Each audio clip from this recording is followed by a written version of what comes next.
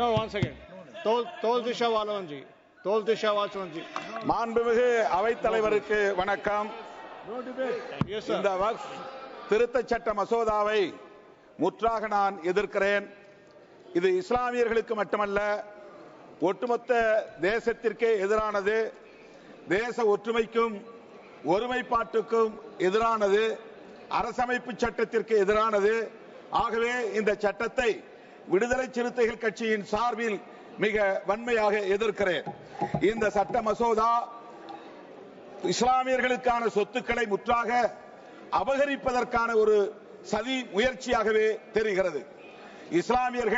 இஸ்லாமியர்களின் நலன்களுக்காக உருவாக்கி கொண்ட வக்ஃப் சொத்து இஸ்லாமியர்களால் நிர்வகிக்கப்படுவதுதான் நீதியாகும்.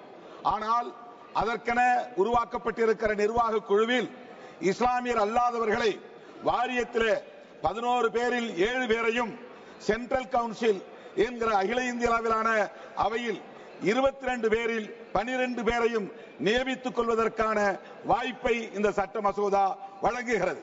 இது எந்த வகையிலான நீதியாக இருக்க முடியும்? இஸ்லாமியர்கள் மீதான உங்கள் வெறுப்பு அரசியல் நாளுக்கு நாள் அதிகரித்து வருகிறது. இது ஒரு பாசிச தாக்குதலாகத்தான் நிகழ்ந்து கொண்டிருக்கின்றன. ஏற்கனவே சிஏஏ சட்டத்தை கொண்டு வந்தீர்கள், ஏற்கனவே பாபர் மசூதியை இடித்தீர்கள், ஏற்கனவே ஜம்மு காஷ்மீரை சிதைத்தீர்கள். இன்றைக்கு இப்படி ஒரு சட்டத்தை கொண்டு வந்து இஸ்லாமியர்களுக்கு எதிரான வெறுப்பு அரசியலை நீங்கள் விதைத்துக் கொண்டிருக்கிறீர்கள். இது வலதுசாரி பெரும்பான்மைவாத பாசிச தாக்குதல் என்று சுட்டிக்காட்டி இதை நான் வன்மையாக கண்டிக்கிறேன். மேலும் இஸ்லாமிய சமூகத்தினரின் ஒற்றுமையை சீர்குலைக்கும் வகையில் ஆகா காணிகளுக்கு தனி வக்ஃப் வாரியம் என்றும், ஷியா முஸ்லிம்களுக்கு தனி வக்ஃப் வாரியம் என்றும், போரோ முஸ்லிம்களுக்கு தனி வக்ஃப் வாரியம் என்றும் நீங்கள் அறிவித்திருப்பது மிக மோசமான ஒரு பாசிச தாக்குதலாகும். எப்படி இந்துக்களை சாதியின் பெயரால் சாதி பெருமிதம் பேசி அவர்களை கூறுபடுத்துகிறீர்களோ, குறிப்பாக பட்டியல் சமூகத்து மக்களை தனித்தனி குழுக்களாக உடைத்திருக்கிறீர்களோ, அதுபோல இஸ்லாமிய சமூகத்தையும் இன்றைக்கு பிளவுபடுத்துகிற சமூக பிரிவினைவாதத்தை உயர்த்தி பிடிக்கிறீர்கள். இந்த போக்கை விடுதலை சிறுத்தைகள் கட்சியின் சார்பில் மிக வன்மையாக நான் கண்டிக்க கடமைப்பட்டிருக்கிறேன். இஸ்லாமியர்களுக்கு எதிராக ஒரு சிறுபான்மை சமூகத்தை சார்ந்த பௌத்தராக இருக்கிற ரிஜிஜு என்கிற அமைச்சரை நீங்கள் பயன்படுத்துகிறீர்கள். ஜனநாயகத்தை கொன்று புதைப்பதற்கு ஜனநாயக வடிவத்தை கையில் எடுக்கிறீர்கள். அதுபோல இஸ்லாமியர்களின் ஒற்றுமையை சீர்குலைப்பதற்கு சிறுபான்மை சமூகத்தை சார்ந்த ஒரு அமைச்சரை கொண்டு பயன்படுத்துவது வன்மையாக கண்டிக்கத்தக்கது. புத்தகயாவில் மகாபோதி கோவிலில் அப்படித்தான் புத்திஸ்ட் அல்லாதவர்களை உறுப்பினர்களாக்கி வைத்திருக்கிறார்கள்.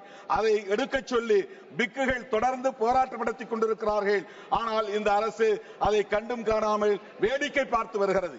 இப்படி சிறுபான்மை மக்களை அச்சுறுத்தக்கூடிய நிலையில் உள்துறை அமைச்சர் அமித்ஷா நகைச்சுவையாக இங்கே பேசுகிறார். காங்கிரஸ் கூட்டணி கட்சிகளும் தான் இஸ்லாமியர்களை அச்சுறுத்துகிறீர்கள் வாக்கு வங்கிக்காக என்று ஒரு நியாயஸ்தரை போல இங்கே நடித்து காட்டுகிறார்.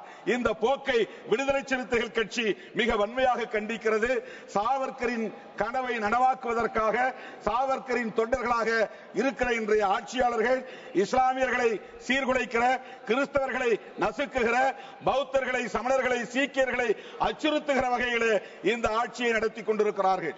எனவே இது முற்றிலும் இந்திய ஒருமைப்பாட்டுக்கு எதிரானது, மத நல்லிணக்கத்திற்கு எதிரானது, புரட்சியாளர் அம்பேத்கர் அவர்களால் வகுத்தளிக்கப்பட்ட அரசமைப்பு சட்டத்திற்கு எதிரானது என்பதனால் இந்த சட்ட மசோதாவை நான் மிக வன்மையாக எதிர்க்கிறேன். இதை திரும்ப பெற வேண்டும் என்று வலியுறுத்தி வாய்ப்புக்கு நன்றி கூறி முடிக்கிறேன். நன்றி, வணக்கம். माननीय श्री राजा राम सिंह जी